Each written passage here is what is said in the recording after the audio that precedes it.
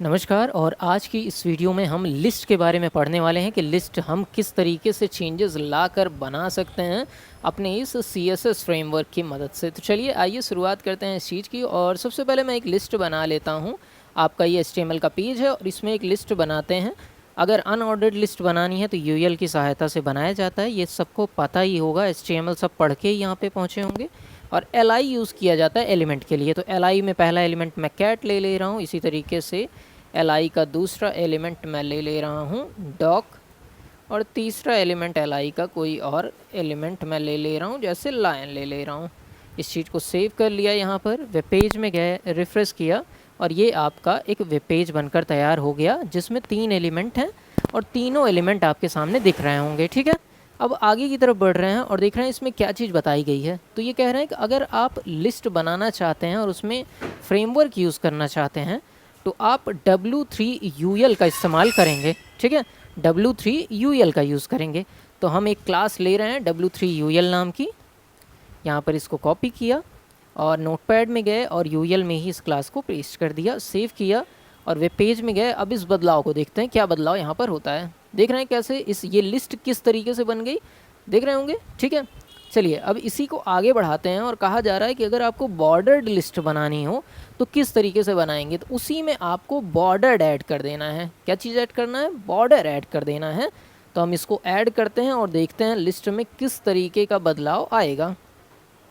यहाँ पर हमने बॉर्डर ऐड किया और इसको रिफ्रेश किया और देखिए यहाँ पर नीचे की तरफ जो लाइन नहीं थी वो बॉर्डर भी हमारे पास आ चुकी है। समझ में? अगर इसको हटाकर मैं दिखाऊं तो आप शायद कनेक्ट कर पाएँ, अगर ना ध्यान दिया हो तो देखिएगा आप जब मैं रिफ्रेश करूंगा तो लाइन के नीचे वाली लाइन हट जाएगी, बॉर्डर हट जाएगा। ठीक है, बाकी भी तरफ बॉर्डर आता है लेकिन क्योंकि स्क्रीन में वो चीज़ दिख नहीं रही है, लेकिन आप करके देखेंगे, अभी साइज़ छोटी करके मैं दिखाऊंगा तो आपको वो चीज़ समझ में आएगी। इसके बाद आगे चल रहे हैं और यहाँ पर क्या चीज़ कही जा रही है कि आप उसको स्टाइल कार्ड या कार्ड के तरीके से भी दिखा सकते हैं। तो यहाँ पर देखिए आपको मैं कार्ड का यूज़ करके दिखाता हूँ। ये कार्ड का मैंने कोड कॉपी किया, पेस्ट किया और इसको देखिएगा क्या बदलाव ये लाता है।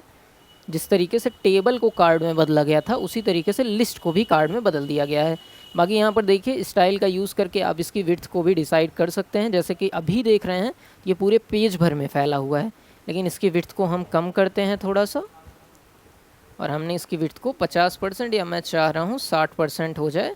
तो इसकी विड्थ देखिए अब 60% आ चुकी होगी। ठीक है, अब एक चीज़ जो पहले हमने यूज़ किया था बॉर्डर वाला, उसको फिर से मैं यूज़ करके आपको दिखाता हूँ कि हम बॉर्डर फिर से लगा रहे हैं और देखिए इससे क्या बदलाव आता है।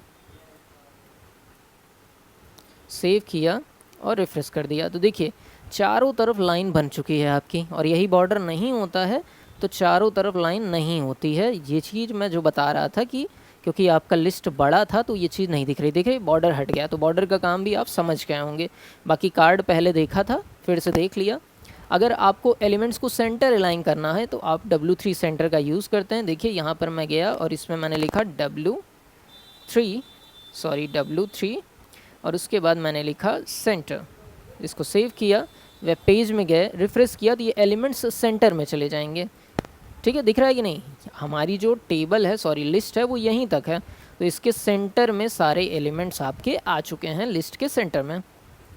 चलिए आगे की तरफ बढ़ते हैं। अपना अगला पॉइंट देख रहे हैं कलर लिस्ट। अगर आपको लिस्ट कलर में बनानी हो तो आप इसको कलर में भी बना सकते हैं। जिस तरीके से देखिए यहाँ पर बात की गई है, आप इसको कलर में भी दे सकते हैं। हम गए और यहाँ पर हमने इस चीज़ को कलर में दे दिया। देख रहे हैं कि नहीं? वेब पेज में गए, रिफ्रेश किया तो ये कलर आपका दिख रहा है। और अगर आप चाह रहे हैं कोई एलिमेंट को कलर देना तो भी आप किसी खास एलिमेंट को भी यहाँ से कलर देने का काम कर सकते हैं। मैं इसको ब्लू दे रहा हूँ यहाँ पर और यहाँ पर गया, रिफ्रेश किया तो देखिए एक एलिमेंट जैसे ब्लू किया था वो ब्लू हो गया। बाकी मैंने, क्योंकि यहाँ पर देखिए कोड को ध्यान से देखेंगे तो समझ पाएंगे, क्योंकि हमने टोटल UL में कलर दे दिया था रेड, तो सारे रेड हो गए। लेकिन किसी खास एलिमेंट में मैंने ब्लू दे दिया तो ये ब्लू रह गया कैट वाला, बाकी डॉग और लायन रेड रह गया। ये आप वेब पेज देख रहे होंगे, देख रहे हैं कैट ब्लू है और बाकी डॉग और लायन आपका रेड है। चलिए आगे की तरफ बढ़ रहे हैं। कलर्ड आइटम, अच्छा ये वही समझाया गया है कि एलिमेंट को भी कलर आप दे सकते हैं। बाकी हावरेबल बनाना हो कि आप माउस लेके जाएं तो आपको बदलाव वहाँ पर दिखे तो आप उसका भी यूज़ कर सकते हैं। सबसे पहले मैं ये क्लास कलर वाली हटा देता हूँ ताकि वो चीज़ विजिबल हो पाए। मैंने हावरेबल लगाया, सेव किया, वेब पेज में गए। ऐसे तो कोई फ़र्क नहीं है, लेकिन माउस ले जाने पे आपको फ़र्क दिख रहा होगा कि जहाँ पर भी माउस होता है वो सेलेक्टेड हो जाता है, वो हाईलाइट हो जाता है। चलिए आगे की तरफ बढ़ रहे हैं। उसके बाद लिस्ट विथ पैडिंग, आप पैडिंग समझते हैं, अंदर की तरफ से जगह छूटती है उसको पैडिंग कहते हैं। जैसे आपने टेबल में पहले देखा था उस तरीके से लिस्ट में भी आप पैडिंग दे सकते हैं। बाकी आप कोई अवतार ऐड करना चाहें, कोई इमेज ऐड करना चाहें लिस्ट में, तो उसको भी आप इमेज ऐड कर सकते हैं। IMG SRC जिस तरीके से आप यूज़ करते थे इमेज को HTML में लाने के लिए, उसी तरीके से यहाँ पर उस इमेज को ला सकते हैं और लिस्ट में उस तरीके से लगा सकते हैं। आगे बढ़ रहे हैं। लिस्ट की विड्थ की बात की गई है, इसको पहले ही हमने यूज़ कर लिया है। देखिए विड्थ 30% है, तो यहाँ पर देखिए विड्थ आपकी 60% हमने दी है, कोई समस्या नहीं है, ठीक है। और यहाँ पर उसके बाद जैसे टेबल को टाइनी किया था, स्मॉल फिर लार्ज फिर एक्स्ट्रा लार्ज किया था, वही चीज़ यहाँ पर कॉन्सेप्ट है। इसको एक बार मैं करके दिखा देता हूँ।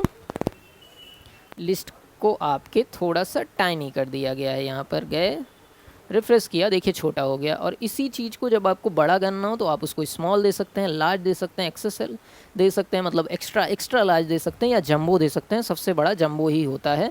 पहले ऊपर इस चीज़ को कर चुके हैं, आपने पिछला लेक्चर देखा हो या टेबल वाला देखा होगा, तो आप इसको कर पाएंगे बहुत आसानी से। तो इतनी सी चीज़ें ही होती हैं लिस्ट में। बस देखिए मैं लेक्चर को लंबा नहीं खींचने का प्रयास करता हूँ, अगर छोटे में समझाया जा सकता है तो मैं समझा दे रहा हूँ। प्रैक्टिस आपके ऊपर है। एक बार उठिए टेबल से, मतलब सॉरी बेड से अपने उठिए और कंप्यूटर पे बैठिए और एक बार बस रन करा के देख लो। एक बार बस रन करा के देख लो, नहीं आएगा तो बताना, बस उठ के रन कराना है। कोई प्रॉब्लम आए कमेंट करिए, रिस्पांस दूंगा। नोट्स फ्री में डिस्क्रिप्शन में है, डाउनलोड कर लीजिएगा। बाकी सपोर्ट करना चाहें तो QR कोड आपको वहाँ पर PDF में मिलता है, हमारे चैनल को सपोर्ट कर सकते हैं। वो आपकी चॉइस के ऊपर है, कोई बाउंडेशन नहीं है। आप हमारे चैनल को सपोर्ट करिए, ना करिए रुपए से, आपको ये लेक्चर PDF सब कुछ मिलता रहेगा। चलिए आज के लेक्चर में इतना ही। नमस्कार, जय हिंद।